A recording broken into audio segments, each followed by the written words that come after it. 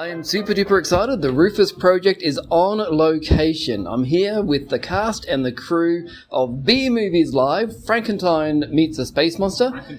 Frankenstein. I can edit this bit out. Haha! B Movies Live, Frankenstein meets a space monster, coming to the Brisbane Anywhere Festival in May. So I thought we'd just have a little introduction with the cast and the crew. So starting with the cast, I'll start with probably the least impressive.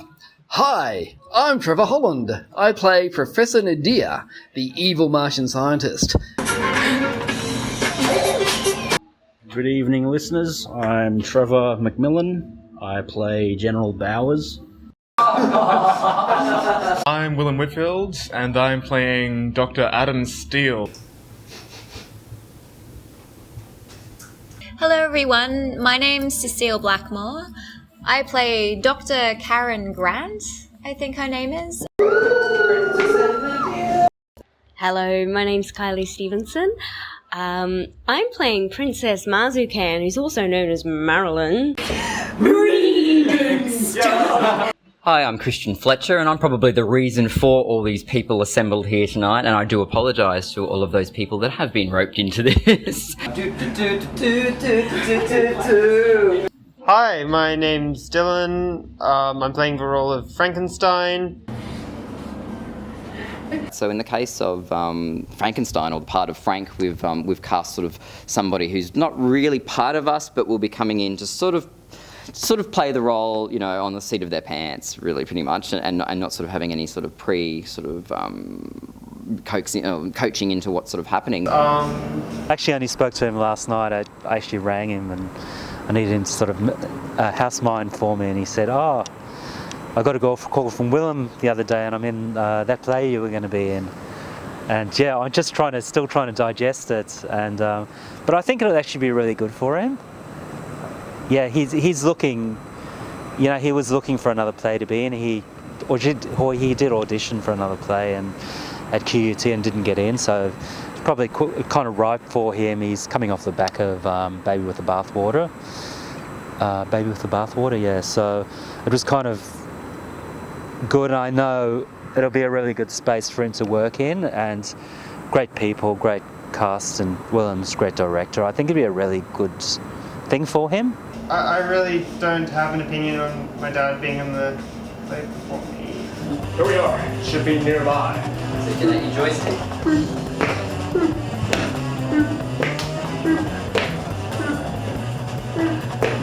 This way. This is very good now. Wait a minute. Look, there's a cave in here. Oh, that's your line. There was an audition call out at the beginning of the year on Facebook. Like a lot of stuff I'm in, I didn't audition. Someone dropped out and I had a really large lasso put around my waist and sort of reefed into it by some very dear friends of mine. A friend of mine alerted me to it because he knows I like doing all sorts of crazy shit. Well, Willem messaged me on Facebook, and I guess he messaged me because he knows my dad and saw me in a play, and I think I kind of might look like the guy who plays Frankenstein or something, so I guess that's why, maybe. I think. Christian approached me about the project, and he said, "Oh, I have a role that's absolutely perfect for you." Yeah, I put my hand up for it. And eventually, I was offered a part. it's a cool show. I wanted to be a part of it somehow. Definitely a fun role, and one that, yeah, I could install a certain creep factor with, which is always fun. We must land immediately. Stations for landing. Activate pressure equalizer. Fire! Retro! Rockets!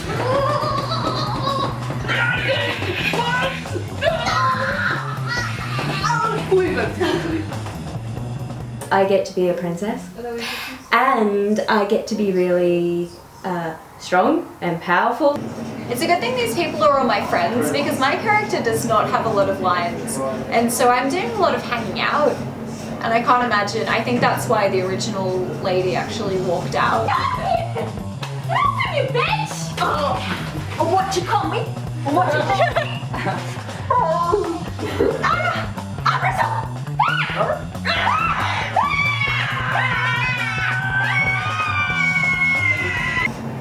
There's a lot of shows with no lines for girls. I auditioned for a One Flew Over the Cuckoo's Nest a while ago, and all these guys got to do these great, crazy roles. And the two roles for women in One Flew Over the Cuckoo's Nest were a prostitute and a nurse. And so there were all these girls that had gotten to callbacks just sitting around having a bitch because there was nothing fun for us to do. And I think that is still such a prevalent thing in theatre today.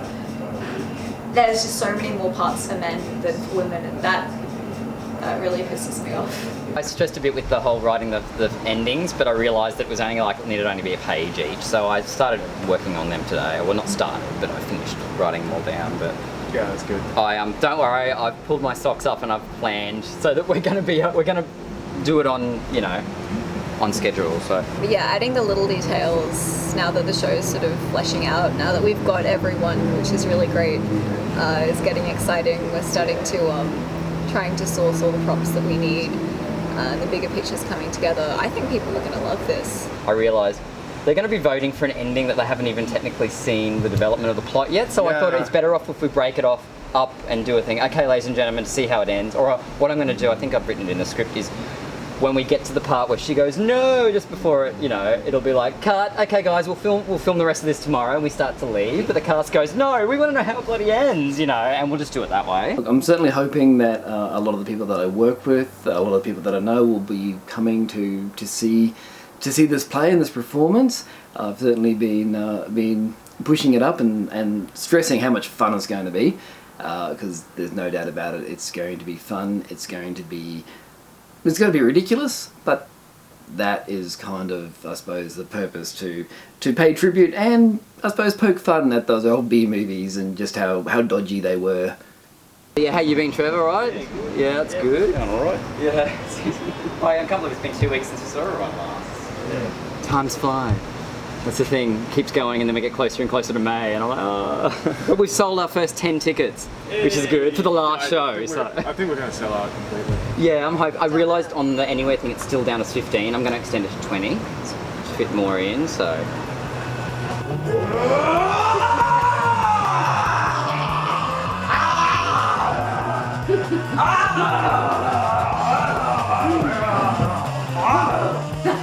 I absolutely hate fashion, but costuming just kind of speaks to me on so many different levels. I can create something that hasn't been done before, I can represent an idea, or I can recreate a character or someone that's actually lived in the past. So there's so many different, there's so much freedom with costuming that people may not realise. My name is Ghoul Shadows and I control the lights.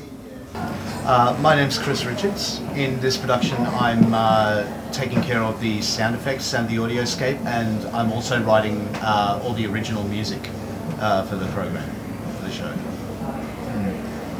Light goes on, light goes off, light goes on, light goes off. I got involved with this project many years ago. I used to be a band manager, and through doing band management I used to do DJing, and through that I used to DJ with Christian Fletcher's retrospective nights, and he asked me to do The Cure or Duran Duran nights, and kind of just had this connection. It's almost been, it's been over 10 years since I met him, and after I fell out of the music industry I kind of had a few years without really talking to him, but then I got into theatre and then kind of reconnected. So I've done a dream play and a few times, and now I'm onto this one. It's looking like a bang up job. There is alfoil as far as the eye can see. Just look at it. How did I get involved with this production?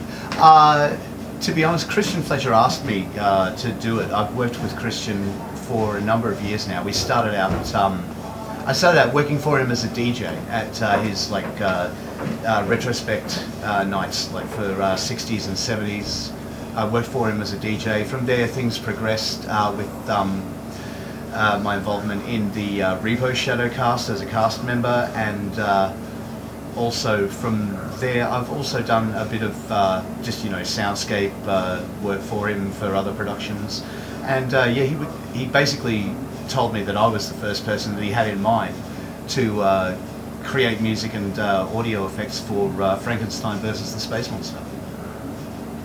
No, it's great. It's fine. Cool, thanks, man. With the costuming for this production, I like the idea that it's B grade, so it's very much it's whatever fits, or recycled, which is very much a strong passion of mine, sustainable fashion. So that kind of appealed to me, and the space heroes or spacemen or whatever you want to call them, they've been their own challenge trying to find something that fits into our budget or what I'm trying to envision the character to look like. So that's always fun. Yeah. Light goes on, light goes off, light goes on, light goes off. I absolutely love this production. I love how it doesn't just celebrate B movies and bad cinema, it gives it a great big wet tongue kiss. It takes off its pants and rolls around in how bad it is. It's wonderful.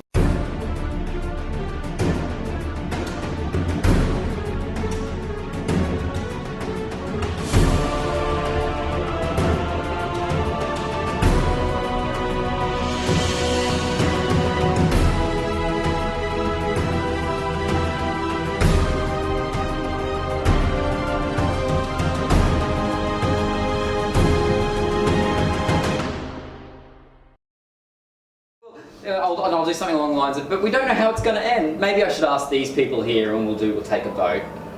Yeah, good. Okay, and I don't know what you guys think about this. I'm very inspired by kind of like, you know how a lot of shows when they've got installments? I kind of wanted to do the whole next bit. When we last saw our cast, Frankenstein met the space monster and an intense fight scene broke out. In a frenzy, Princess Marquezan and Dr. Nadir were in the spaceship attempting to leave Earth immediately. Who will win the battle? Can Frank, the military android from Earth, combat the radiation-scarred space monster Mull? Will Karen escape the clutches of the Martians, hell-bent on kidnapping the women of Earth? I don't know, do you think we need to have... that whole kind of... Cool, is it kind of like we've just seen that happen? It would change what we do with the clapperboard, so if you do the clapperboard... okay. That's a wrap for that, for today, and we say, give us our scripts, and you know what script it is. I could always it would have to be the next morning or something. Yeah, I know what you mean. I'm even thinking I could bring that part into earlier, she's gone, no, and then what will happen next, blah, blah, blah, then cut. That could be a good segue into the boxing match.